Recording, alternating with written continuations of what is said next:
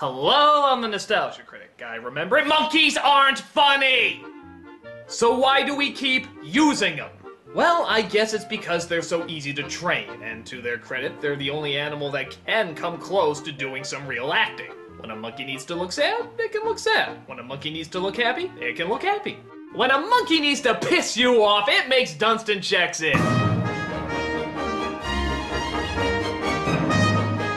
Even for 1996, these were old, tired, uninventive jokes. Some person falls in something, the monkey smiles, and somebody shrugs. I wouldn't show that to a dying child who could only be saved by watching a movie, but Dunston Checks In is the only movie around because the other movies were destroyed by this one being so bad, yet somehow it can provide the cure for this very odd disease. See, sucking the funny out of me! Let's get this over with! We start off with a man entering a hotel played by Glenn Shaddix. We then see a little kid named Kyle watching from afar. You should see this lady who checked it. She weighs about 1,000 pounds. That's a physical impossibility. And stay focused, we're on a mission here. Sorry. Ah, so this is where Hugo stole all their material from. You know what? I'll allow it. It's better than this. Hugo had a mechanical man as opposed to a monkey. Same thing was gonna happen with Terminator, but they fixed that. Okay, go. But Kyle and his brother Brian want to cause trouble because the script really wants that.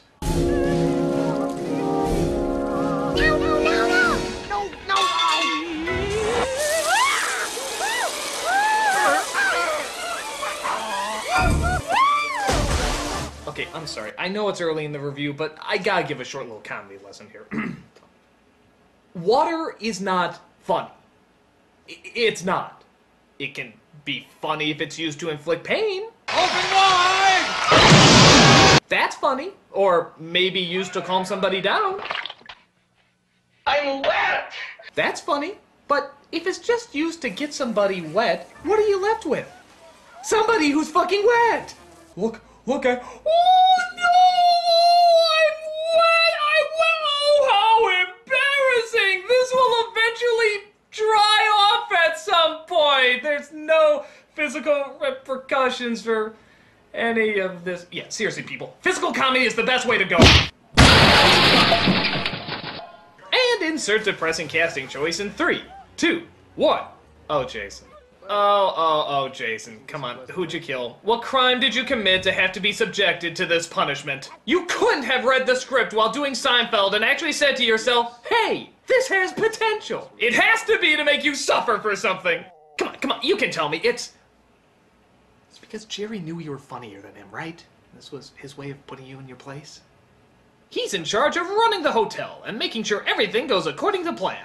And let me guess. He's the boys' and the mother is, and a great big fancy party is happening, and the odds of any plot device being original in this movie is... Could you just fax me the disappointment I'm going to receive? We then see the arrival of Dunston in a box with no holes in it, that's promising, who belongs to a performance devoid of any caring by Rupert Everett. That's better. You know, I can do all sorts of tricks. Do you know what my speciality is? No. I can make nosy little boys disappear. Look, I know you're trying to out-bad your Dr. Claw performance, but trust me, nobody's gonna steal the thunder from that. Though if there's anyone that can overact you, it's you. Sad. And speaking of not giving a shit about performance, Faye Dunaway is in this movie too, playing the owner of the hotel. Is it any coincidence that the movie she did before this was called Drunks? Maybe that's why she said yes to the stinker. The Le Monde people have decided to award a 6th star to the most elite hotels in the world. Yeah, that's right. They might be running the first 6-star hotel. Kind of defeats the purpose of a 5-star rating, but whatever. That would apparently mean that he has to cancel his vacation with his kids for a 3rd time. Robert, I know it's an inconvenience. Yes. When we get the 6th star, you are in for a big bonus and you can take them someplace fabulous. But if we don't get the 6th star, time off just won't be a problem, will it? She's gonna fire someone for not taking 3 vacations? Isn't that like having a waiter pay you for the meal he just brought? Let's get to work. So it turns out Dunston is being used by Everett to steal a woman's jewels on the next floor. Here's your good puppy. Here, touch the tree. Come on, up. Here's good boy. Oh, you will believe that a monkey can be horribly beaten by his trainer to cry. So he goes in to steal the jewels while going through an experimental phase.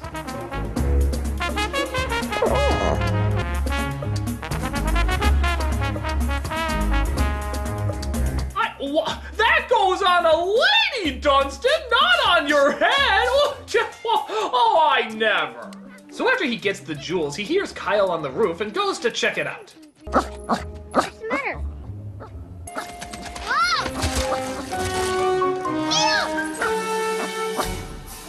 Whoa! This movie got dark in a millisecond!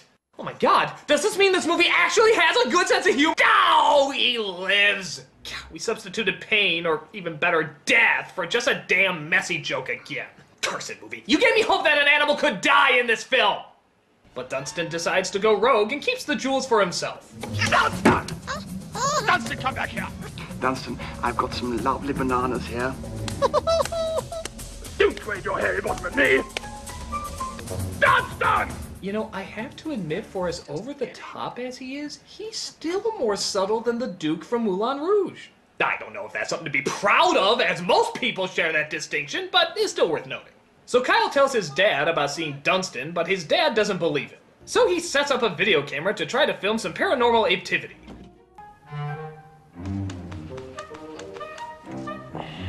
I'll go to sleep. My god, they're not. You've done every single monkey cliche in the book. You're not honestly going to do, yep, they're doing the monkey in the bed routine, where the person mistakes some sort of strange animal for a human being in their bed. People, I'm not kidding. This joke has been around since the dawn of time. No, really, I'm not joking. It was there at the birth of man. Look!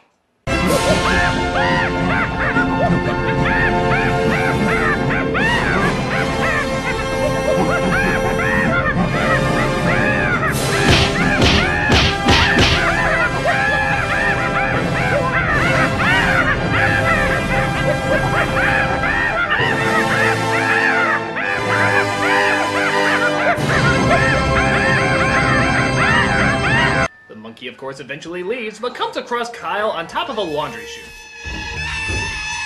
Thank God they fell in an absolute straight line with no movement or weight distribution getting in the way, or else they'd break their necks instantly, haha. Whoa.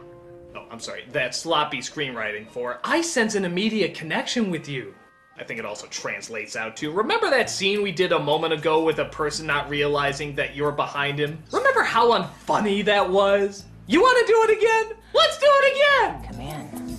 Oh, that's just how I like it. Oh, you are astounding. I don't know what you're doing, but it's fabulous.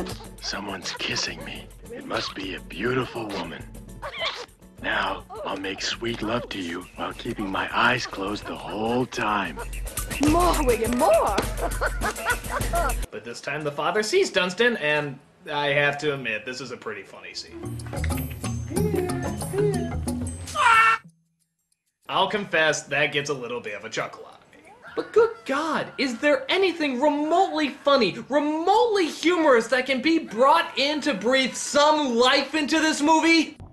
Paging Mr. Herman. Mr. Herman, you have a crappy movie to save with a monkey in it.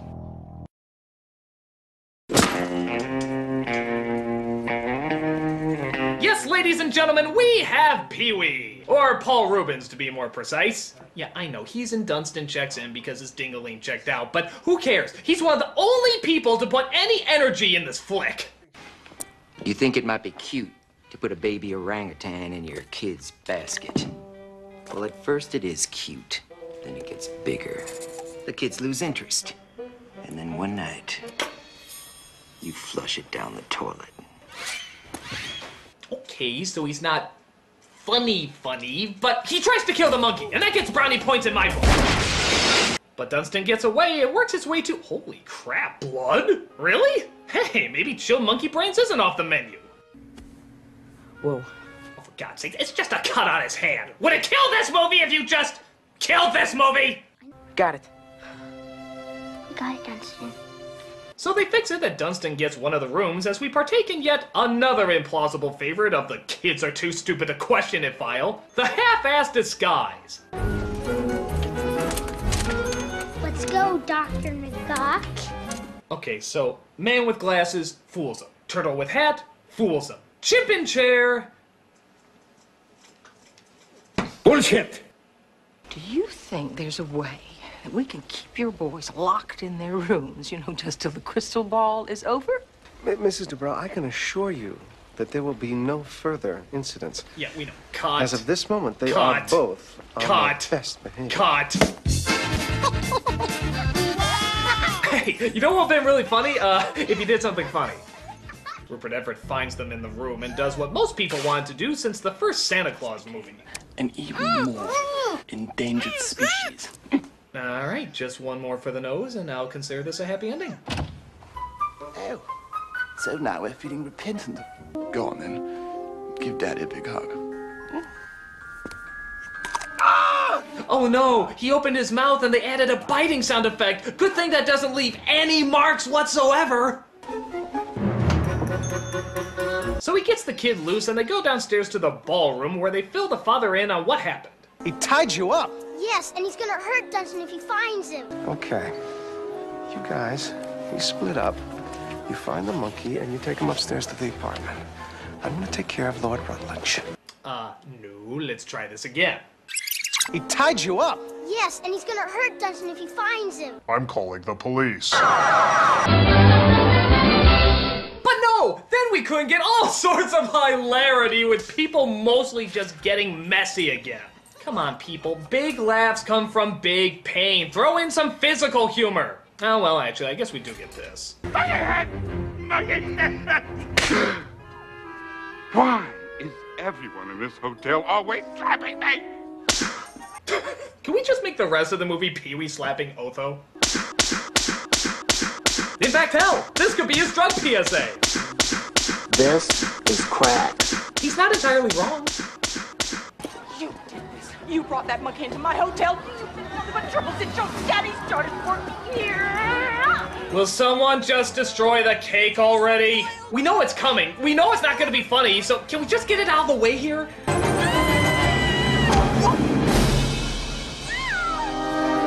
Yeah, by the way, cake isn't funny either. Unless it's done with Eddie Izzard or Portal. But those are rare, very bizarre exceptions.